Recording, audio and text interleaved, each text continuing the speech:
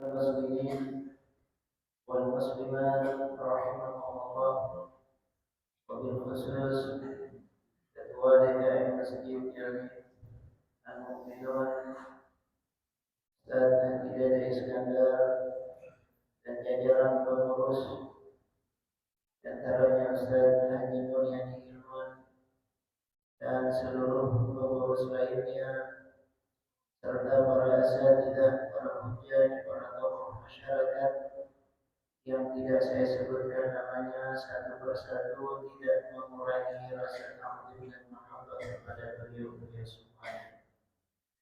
Alhamdulillah, Alhamdulillah kita bersyukur kepada Allah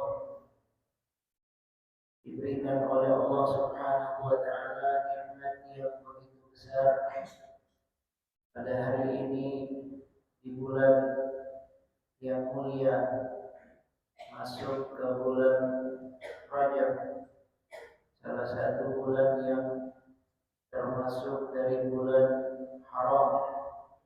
Mudah-mudahan Allah Subhanahu wa taala memberikan kepada kita semuanya kesehatan yang sempurna, memberikan kepada kita taufik dan inayah, kita bisa mengisi bulan ini dengan amal-amal ibadah, dengan amal ketaatan, dengan amal saleh yang diridhai oleh Allah Subhanahu wa taala.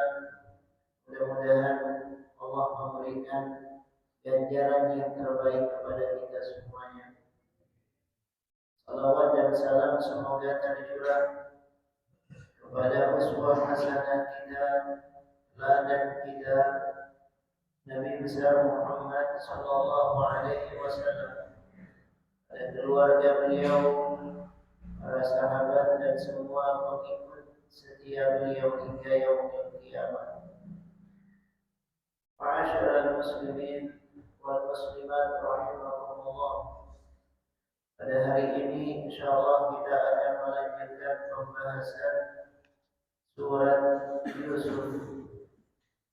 Pembahasan surat Yusuf yang sudah kita mulai dari ayat yang pertama, di mana Allah Subhanahu wa taala menjelaskan sosok Nabi Yusuf alaihi salam sebagai sosok manusia yang mendapatkan banyak ujian, banyak cobaan dari awal beliau ketika masih kecil, dimulai dari mimpi yang dialami oleh Nabi Yusuf alaihi salam, yang kemudian difahami oleh sang ayah bahwa dari mimpi tersebut Nabi Yusuf akan menjadi orang besar, akan menjadi manusia yang mendapatkan kedudukan yang tinggi dan mulia di sisi Allah Subhanahu wa taala. Kemudian Allah menjelaskan bagaimana kedengkian, sifat dengki yang dimiliki oleh saudara-saudaranya Nabi Yusuf, yang kemudian membuat mereka melakukan rencana jahat, yaitu dengan cara membuang Nabi Yusuf ke dalam sumur. Ini adalah beberapa penjelasan yang disebutkan oleh Allah Subhanahu wa taala di dalam Al-Qur'an. Setelah mereka memasukkan Nabi Yusuf ke dalam sumur, mereka kembali lagi kepada orang tua mereka. Allah Subhanahu wa taala menyebutkan di dalam ayat yang ke-16, Allah taala mengatakan, a'udzu billahi minasyaitonir rajim, wa ja'u abahum isya'an yabkun. Mereka datang kepada abah mereka, kepada ayah mereka, kepada bapak mereka yang tidak lain adalah Nabi Ya'qub alaihi salam. Mereka datang kepada ayah mereka isya'an, di waktu Isya. Di waktu Isya, kenapa dipilih waktu Isya? Karena mereka ingin sandiwara mereka tidak diketahui. Karena mereka berencana melakukan semacam sandiwara di hadapan orang tuanya. Sehingga mereka memilih waktu yang tepat. Pada saat itu belum ada lampu seperti sekarang. Sehingga kalau datangnya di waktu Isya, itu kondisinya gelap. Sehingga orang tua mereka tidak akan mengetahui bahwa mereka sedang melakukan sandiwara. Jadi mereka datang di waktu Isya, dipilih waktu Isya. Mereka menunggu sampai waktu Isya tiba, kemudian mereka datang kepada orang tua mereka. Dia berkumpul.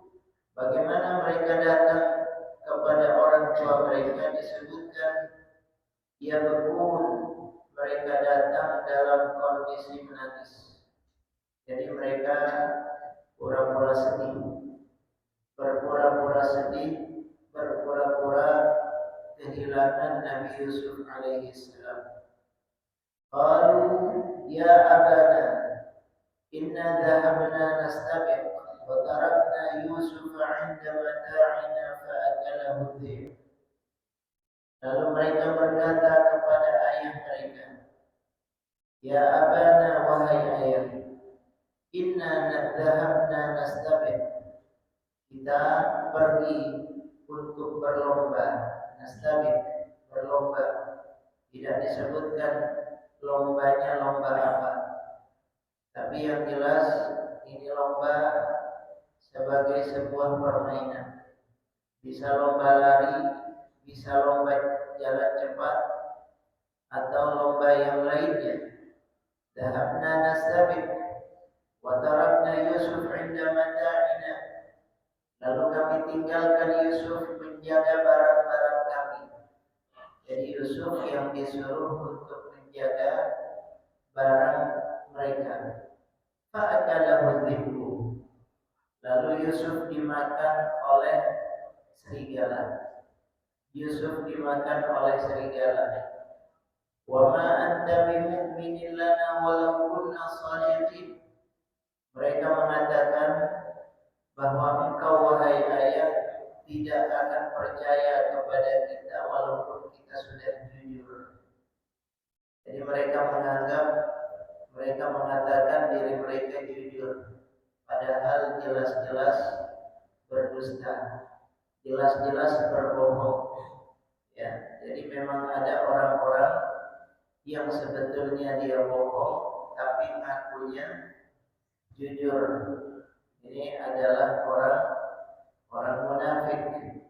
Orang munafik disebutkan oleh Nabi Shallallahu Alaihi Wasallam min alamatil munafik salat. Di antara tanda orang munafik ada 3. Idza haddatsa kadzab.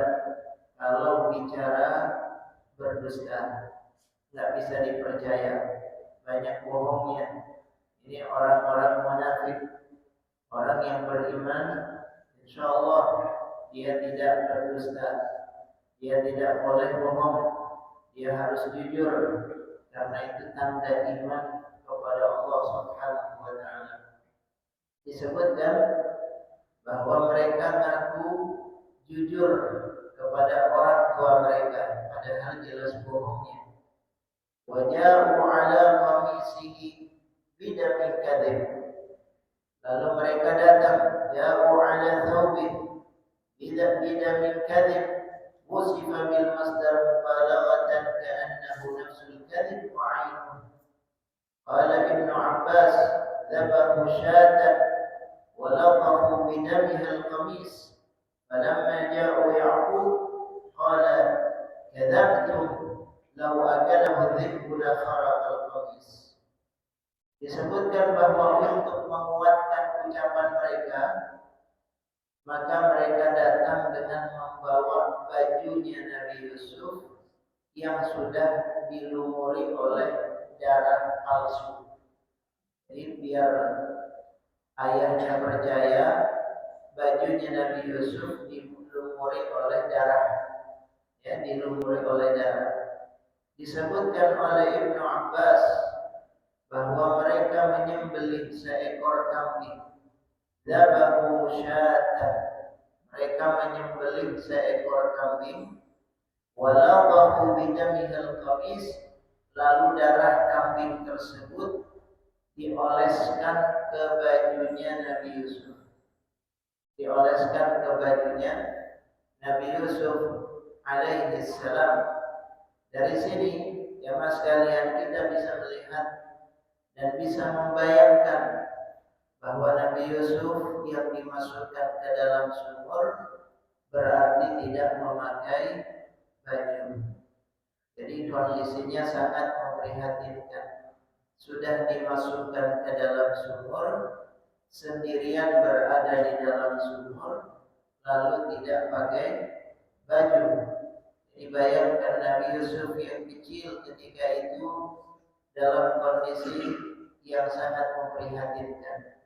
Begitu tega mereka kepada saudaranya sendiri. Memang kalau sudah dengki tertanam dalam diri seseorang, maka sudah hilang perasaan iba, sudah hilang perasaan kasihan, ya, bahkan kepada saudara sendiri mereka tega melakukan hal yang semacam itu. Na'udzubillah, na'udzubillah min dzalik. Ini bahayanya dengki. Karena itu Nabi kita Nabi Muhammad sallallahu alaihi wasallam menegaskan dalam satu hadis, kata Nabi, iyyakum wal hasad. Jangan kalian punya penyakit dengki. Ya, buang jauh-jauh penyakit dengki dari dalam hati kita. Ya, iyyakum wal hasad. Enggak senang kalau orang lain dapat nikmat. Enggak senang kalau orang lain dapat karunia dari Allah. Ini penyakit dengki, penyakit yang sangat berbahaya. Kenapa? Kata Nabi, li'anna al-hasad ya'kulul hasanat. Karena hasad itu bisa memakan amal-amal kebaikan. Barangkali dia ahli sholat, barangkali dia ahli sedekah, barangkali dia ahli puasa, tapi kalau dia punya sifat dengki, bisa habis itu amal oleh kedengkiannya. Kama ta'kulun nar al-hatab, sebagaimana api memakan kayu bakar. Jadi Nabi menggambarkan orang yang punya sifat dengki itu seperti api yang memakan kayu bakar, bisa habis. Ya, kayunya bisa habis itu dimakan. Ibadahnya bisa habis oleh kedengkian.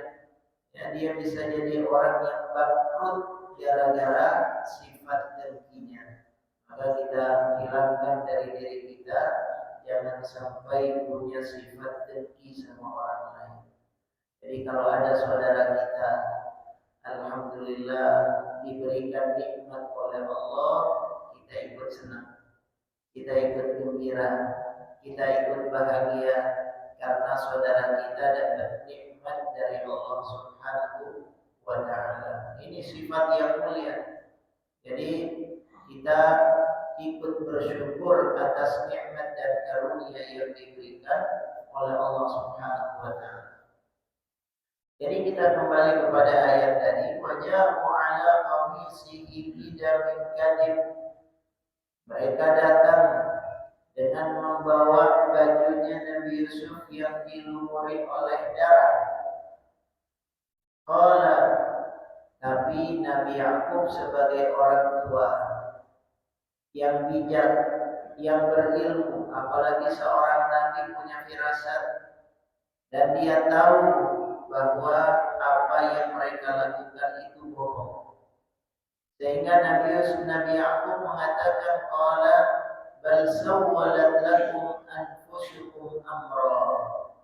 Kalian itu sudah dipenuhi oleh nafsu, dikendalikan oleh nafsu, dihiasi oleh nafsu. Yang membuat kalian melakukan hal yang semacam itu adalah nafsu kalian. Ini yang disebutkan oleh Nabi Yakub, sawwalat lakum anfusukum amra. Kalian sudah dihiasi oleh nafsu. Orang kalau perbuatannya dikendalikan oleh nafsu bahaya. Ya. Kalau dia kalah oleh nafsu bahaya. Karena itu orang yang masuk ke dalam surga adalah orang yang bisa mengalahkan hawa nafsunya. Wa amma man khafa maqama rabbih wa nahan nafsa 'anil hawa fa innal jannata hiyal ma'wa. Orang yang takut kepada kedudukan Tuhannya dan dia mengalahkan hawa nafsunya, maka surga yang akan menjadi tempatnya. Mudah-mudahan kita termasuk orang-orang yang mendapatkan surganya Allah. Jangan sampai kalah oleh hawa nafsu. Kita yang harus mengalahkan hawa nafsu. Kita yang harus mengendalikan hawa nafsu. Jangan dikalahkan oleh hawa nafsu. Bahaya. Orang yang dikalahkan oleh nafsu, dia akan menjadi budaknya nafsu. Ya, menjadi budaknya nafsu. Tapi kita yang harus mengendalikan nafsu kita. Nabi Yakub mengatakan qala bal sawwalat lakum anfusukum amra fasabrun jamil. Katanya Nabi Yakub, fasabrun jamil. Tidak ada yang bisa dilakukan kecuali bersabar. Sabar yang indah. Jadi jemaah sekalian, kalau kita berada dalam kondisi yang sulit, kalau kita berada dalam keadaan yang tersudut, bebannya sangat berat, kita tidak bisa menghadapi semuanya, maka serahkan kepada Allah, bersabar dengan sabar yang indah. Fasabrun jamil, sabarnya itu harus sabar yang indah. Apa itu sabar yang indah? Yang tidak disertai dengan keluhan, yang tetap husnudzon kepada Allah Subhanahu wa taala, itu namanya sabarnya indah. Dia tetap berprasangka baik kepada Allah, tetap menjaga imannya kepada Allah, tetap ibadah kepada Allah. Dia tidak sampai frustasi dengan keadaan yang menimpa dia, tetapi dia istiqomah terus teguh di jalan Allah Subhanahu wa taala. Ini yang namanya sabar, sabar yang ideal. Orang yang bersabar ketika menghadapi tekanan, ketika menghadapi kesulitan, maka insya Allah sabarnya itu akan mengubah menjadi cahaya buat dia. Ya, dalam satu hadis Nabi Shallallahu Alaihi Wasallam mengatakan, as-sabru diyaun, sabar itu cahaya, kata Nabi. Sabar itu cahaya. Keadaannya barangkali sudah sulit, sudah gelap bagi kita. Tapi kalau kita punya sifat sabar, itu keadaannya menjadi terang. Ada cahaya yang menyinari jalan kita. Allah Ta'ala akan memberikan petunjuk sehingga kita tetap melakukan hal-hal yang diridhoi oleh Allah Subhanahu wa Ta'ala. Ini yang disebut dengan fasabrun jamil. Ya, fasabrun jamil. Ini adalah sifat yang harus dimiliki oleh orang yang beriman. Disebutkan di dalam Al-Qur'an, wala nabluwannakum bisyai'in minal khawfi wal ju'i wa naqsin minal amwali wal anfusi wal thamarat wa basyiris sabirin alladzina idza asabatuhum musibah qalu inna lillahi wa inna ilaihi raji'un. Kembalikan semuanya kepada Allah. Allah Subhanahu wa taala yang akan membantu kita. Allah yang akan memberikan jalan keluar kepada kita. Allah yang menjadi pegangan kita. Allah yang akan menolong kita. Kita harus yakin semacam itu. Tidak ada jalan lain. Ya, jangan seperti orang-orang di luar Islam. Kalau mereka sudah mendapatkan kesulitan, mendapatkan persoalan yang rumit, Mereka nggak punya jalan lain kecuali melakukan hal-hal yang dilarang oleh agama. Ya sampai pada tingkatan mereka melakukan bunuh diri karena nggak tahan dengan keadaan. Ini bukan jalan yang benar. Ya, dan banyak kita lihat orang-orang yang ada di negara-negara maju. Secara peradaban mereka maju. Ya, disebut sebagai negara maju. Tapi jiwa mereka ringkih.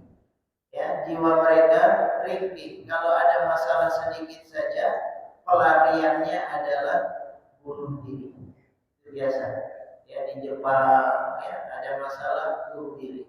Di Korea bunuh diri.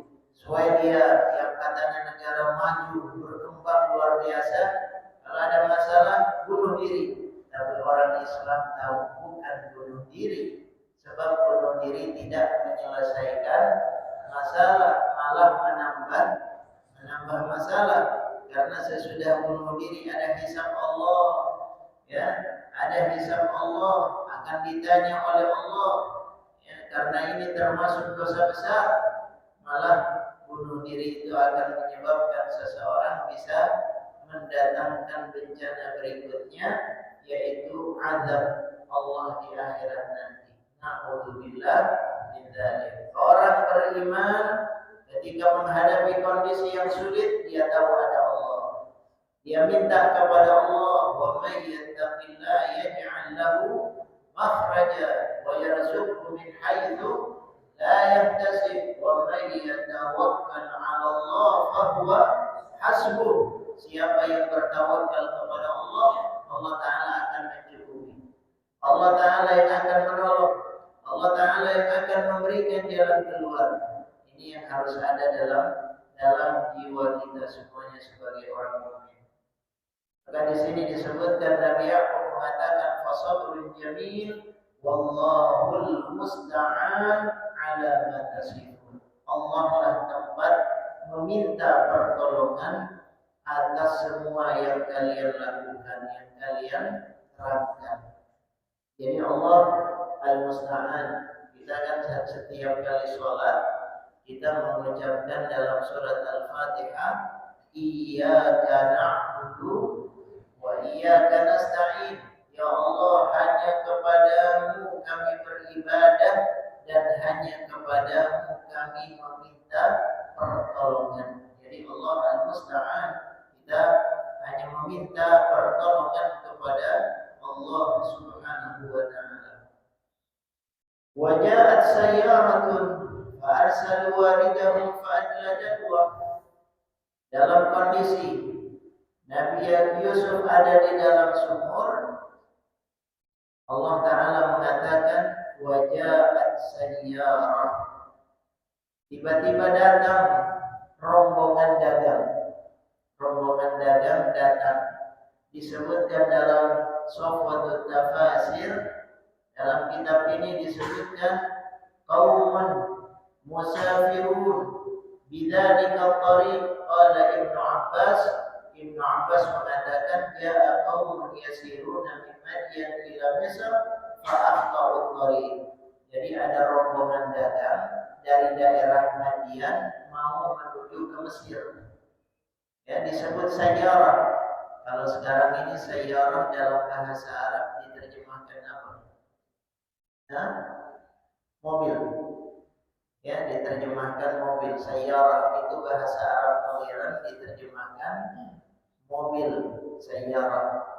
Tapi dalam Al-Quran maksudnya bukan mobil. Rombongan yang biasa jalan ke sana kemari. Dari kata sara yasiru, jalan. Jadi yang suka jalan, yang suka melakukan safar, yang suka bepergian, itu disebut sayyarah. Jadi rombongan dagang ini dia melakukan perjalanan dari Madian ke Mesir.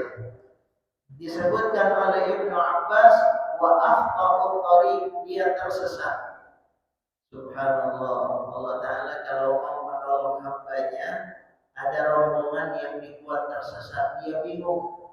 Tahu-tahu dia jalan sampai mendekati sumur.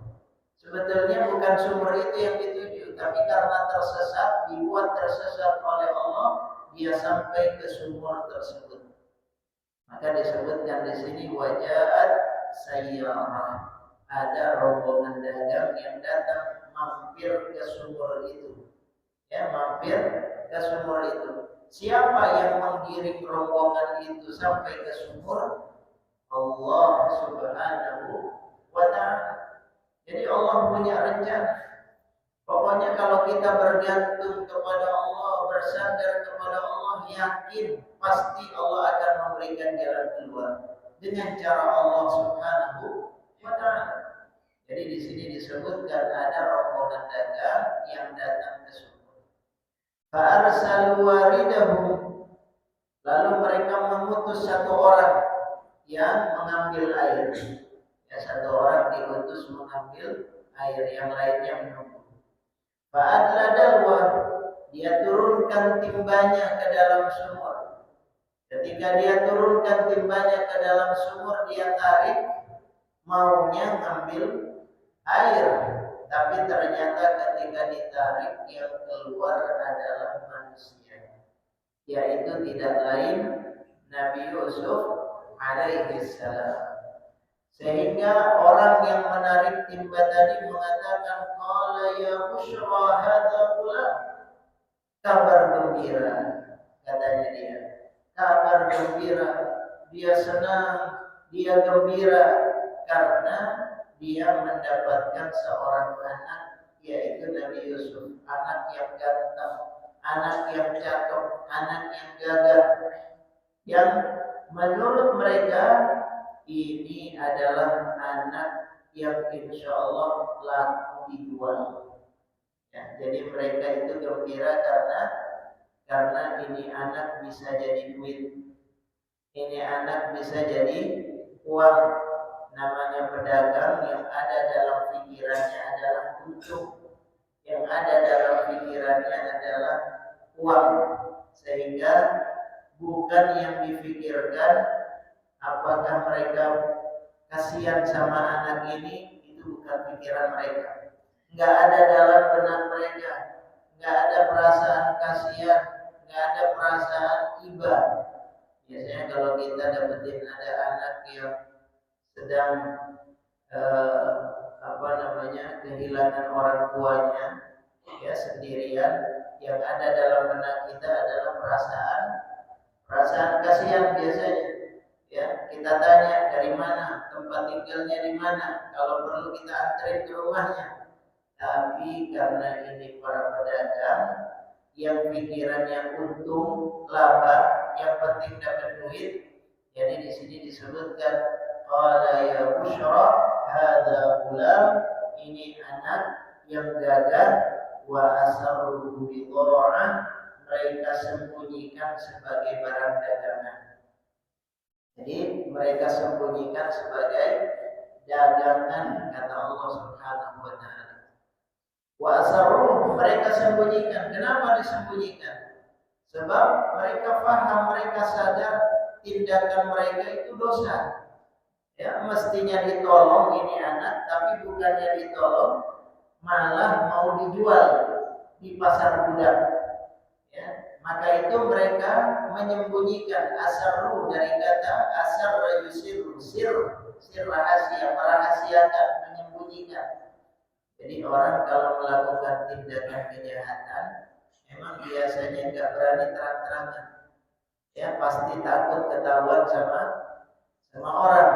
Sebab kalau ketahuan bahaya. Nah, karena itu disembunyikan oleh mereka. Wa asarruhu bidha'ah, mereka menyembunyikan Nabi Yusuf sebagai dagangan. Wallahu alimun bima ya'malun. Tapi Allah Ta'ala Maha mengetahui apa yang mereka lakukan. Wa syarauhu bi thamanin bakhsin darahima ma'dudah.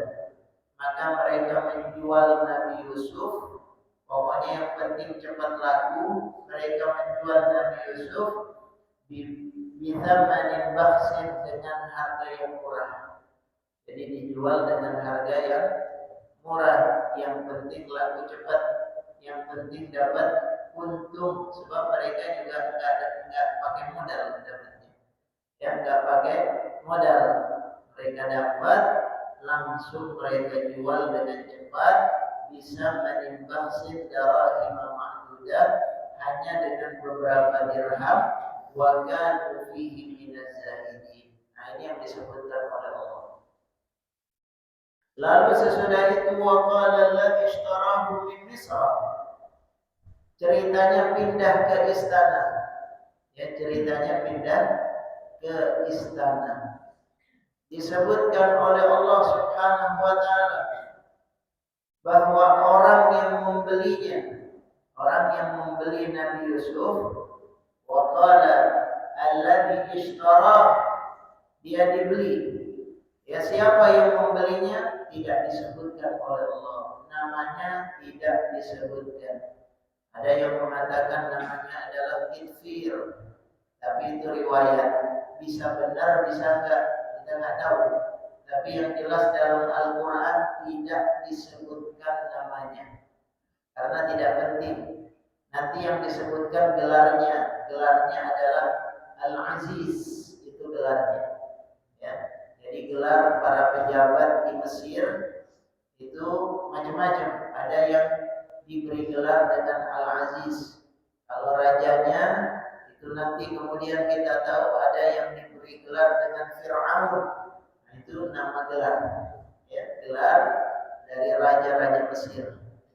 Disebutkan di sini waqala alladhi ishtarahu min Misra.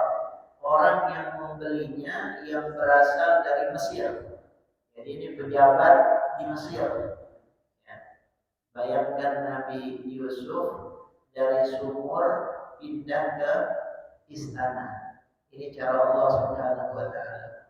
Ya, jadi dari sumur yang gelap pindah ke istana. Allah taala mengatakan wa qala alladhi ishtarahu min Misra limra'atihi. Pejabat yang membelinya yang berasal dari Mesir berkata kepada istrinya, li imra'atihi. Apa yang dia katakan kepada istrinya? Akrimi mathwa, muliakan tempat tinggalnya. Artinya apa? Artinya Nabi Yusuf ketika berada di istana diperlakukan dengan baik. Rupanya majikannya orang baik. Ya, majikannya orang baik. Sampai dia mengatakan kepada istrinya, tolong berikan tempat yang baik kepada Yusuf. Ya, berikan tempat yang mulia, jangan sembarangan. Biasanya kalau budak ditaruh di tempat yang sembarangan, tempat yang jelek. Tapi Nabi Yusuf diberikan tempat yang mulia. Akrihi mathwa asa an yanfa'ana aw nattakhidahu walada.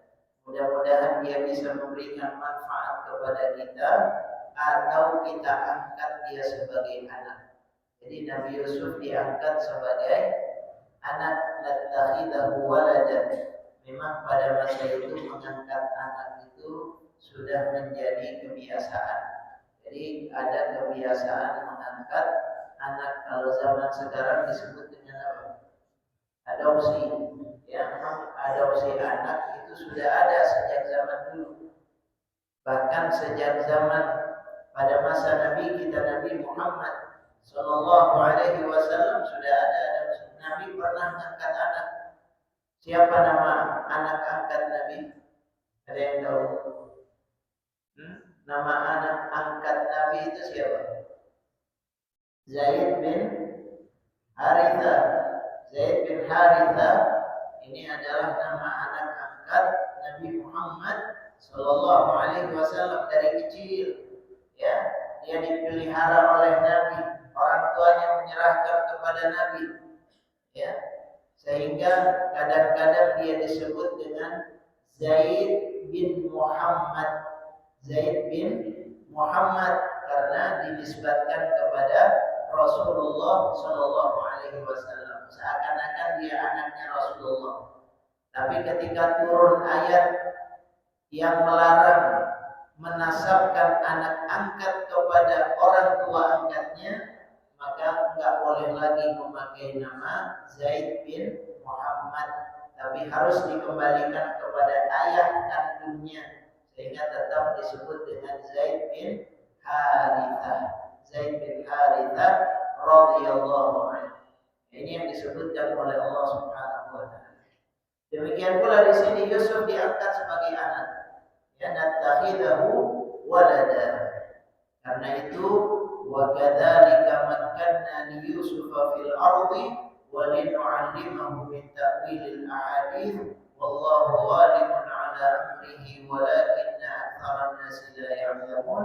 Nabi Yusuf kami berikan kedudukan di muka bumi, bukan cuma di Mesir. Di muka bumi diberikan kedudukan yang bagus, dan walinu'allimahu min ta'wilil ahadits, kami ajarkan takwil mimpi kepadanya. Allahu ghalibun ala amri, Allah maha kuasa. Kalau Allah sudah punya kehendak, kun fayakun. Ya, ini kehendak Allah Subhanahu wa taala. Walakinna aktsaran nasi la ya'lamun, tapi kebanyakan manusia tidak tahu. Ya, kebanyakan manusia tidak tahu. Allah ingin mengangkat derajat, kadang-kadang Allah angkat derajat dari cara yang tidak terduga-duga. Manusia banyak mengeluh, manusia banyak risau, manusia banyak meratap dengan kondisi yang ada. Padahal bisa jadi kondisi itu cara Allah untuk mengangkat dia. Ya, kita tidak tahu. Innallaha idza ahabba 'abdan ibtala. Allah kalau sudah cinta kepada seorang hamba, kadang dikasih ujian sama Allah. Dikasih ujian maksudnya mau diangkat derajatnya oleh Allah Subhanahu wa taala. Jadi ini yang disebutkan oleh Allah, banyak orang yang tidak mengerti, yang tidak paham. Walamma balagha ashuddahu atainahu hukman wa 'ilma wa kadzalika najzil muhsinin. Ketika Nabi Yusuf sudah dewasa, kami berikan kepadanya hikmah. Hukman maknanya adalah hikmah. Sikap bijak, dikasih ilmu, dikasih pengetahuan, dikasih pemahaman oleh Allah. Wa kadzalika najzil muhsinin. Begitulah kami memberikan balasan kepada orang yang ihsan. Apa orang yang ihsan itu jemaah sekalian? Orang yang ihsan adalah disebutkan oleh para ulama, dia sampai pada maqam merasa diawasi oleh Allah. Merasa diawasi oleh Allah Subhanahu wa taala. Kalau dalam dunia tasawuf ada 3 tingkatan. Pertama tingkatannya adalah tingkatan Islam. Waktu Jibril alaihi salam datang kepada Nabi, beliau minta dikasih tahu tentang Islam. Ya Muhammad, ya Rasulullah, akhbirni anil Islam. Itu pertama. Dia beritahukan kepadaku tentang Islam, yaitu rukun Islam yang 5. Asyhadu an la ilaha illallah wa anna Muhammadar Rasulullah wa tuqimus shalah wa tu'tiyaz zakat dan seterusnya. Rukun Islam yang 5, amal ibadah secara zahir. Kalau dia sudah Islam, Islamnya sudah bagus, dia naik tingkat kepada iman. Naik tingkat kepada derajat iman. Akhbirni anil iman. Nah, ini yang disebutkan. Ya, beritahukan kepadaku tentang iman, yaitu rukun iman yang 6. Imannya sudah bagus, sudah mantap, sudah kokoh. Karena itu derajat yang pertama adalah Islam, yang kedua adalah iman. Kadang ada orang ngaku-ngaku Islam, tapi imannya masih belum mantap, baru ngaku. Makanya banyak orang yang ngaku Muslim tapi tak sholat, ngaku Muslim tapi banyak melakukan dosa dan maksiat. Imannya belum mantap, baru ngaku dia sebagai Muslim. Nah, kalau Islamnya sudah bagus, naik tingkat jadi mukmin. Ya, makanya orang-orang Arab Badui dulu ketika datang kepada Nabi, qalatil a'rabu amanna. Orang Arab Badui datang mengatakan, amanna, kami beriman. Allah Ta'ala mengatakan, "Qul lam tu'minu," katakan kepada mereka belum beriman. Walakin qulu aslamna, tapi baru Islam. Kalau Islam iya. Kalau ngaku sebagai muslim iya, tapi belum beriman dengan kuat dengan benar kepada Allah. Nah, ini iman adalah derajat yang kedua. Derajat yang ketiga, ihsan. Ihsan itu apa? An ta'budallaha ka'annaka tarah, fa in lam takun tarahu fa innahu yarak. Ihsan itu adalah engkau beribadah kepada Allah seakan-akan engkau melihat Allah. Kalau engkau tidak melihat Allah dan kita memang tidak akan bisa melihat Allah, yakinlah Allah melihat. Jadi derajat ihsan, kalau orang sudah yakin Allah melihat kita, merasa diawasi oleh Allah, merasa dilihat oleh Allah, merasa dipantau oleh Allah, muraqabatullah, itu yang namanya orang ihsan. Derajatnya naik kepada derajat ihsan. Ini yang disebutkan oleh Allah, Nabi Yusuf sampai kepada derajat ihsan. Mudah-mudahan kita semuanya naik kepada derajat ihsan. Kita merasa terus diawasi oleh Allah Ta'ala, merasa dilihat oleh Allah. Kalau kita merasa dilihat oleh Allah, insya Allah jauh dari dosa, insya Allah jauh dari maksiat, insya Allah semangat dalam melakukan ketaatan dan ibadah kepada Allah Subhanahu wa Ta'ala. Nah, ini yang disebutkan oleh Allah Ta'ala di dalam Al-Quran. Setelah ini masih banyak lagi ayat-ayat yang lain, terutama bagaimana Nabi Yusuf digoda oleh seorang wanita, yaitu istrinya Al-Aziz, yang dalam riwayat namanya siapa? Ya, dalam riwayat namanya Zulaikha. Padahal tidak ada nama itu dalam Al-Quran. Cuma dalam Israiliyat memang disebutkan namanya Zulaikha. Makanya sering doanya Baina Yusuf wa Zulaikha, ya, itu sering dijadikan sebagai doa. Wallahu a'lam. Insyaallah akan kita bahas pada pertemuan yang berikutnya dengan izin Allah Subhanahu wa Ta'ala. Sampai di sini jemaah sekalian, mudah-mudahan ada manfaatnya buat kita semuanya. Sebelum ditutup, ada yang mau nanya enggak? Kalau ada pertanyaan silakan, kalau tidak ada kita tutup. Tidak ada ya? Hah? Ada? Silakan. Waalaikumsalam warahmatullahi wabarakatuh.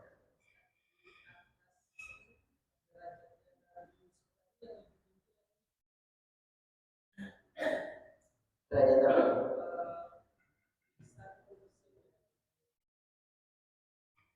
Derajat yang paling tinggi kalau dalam dunia tasawuf ihsan itu.